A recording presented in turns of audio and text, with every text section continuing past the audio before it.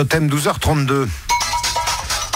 Les ados et le portable, un couple infernal, Olivier. Alors que l'Assemblée examinait hier une proposition de loi des Verts sur les ondes, l'association Santé Environnement France vient de publier une étude après avoir mené une campagne de sensibilisation auprès de 600 adolescents de PACA.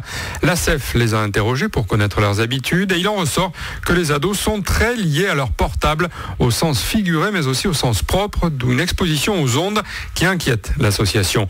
Pour y remédier, elle a lancé ce qu'elle appelle le smartphoning, un concept que Ludivine Ferrer de l'association Santé Environnement France nous expliquait ce matin. Elle était notre experte de l'info à 7h08. La question, c'est vraiment pas de dire aux jeunes jetez votre téléphone portable. De toute façon, ils n'en ont pas envie et puis c'est même pas souhaitable.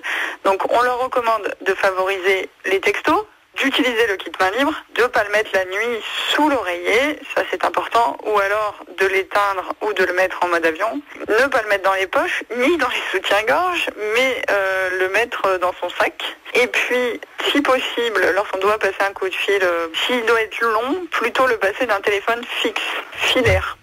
Parce que les fixes sans fil, que la plupart des gens ont maintenant, émettent également des ondes. Autre chose, lorsqu'on achète un nouveau portable, il faut vérifier un critère qui s'appelle le DAS. Voilà, le débit d'absorption spécifique.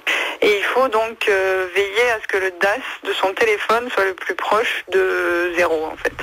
Ludivine Ferrer interrogée par Jean-Charles Virlogeux.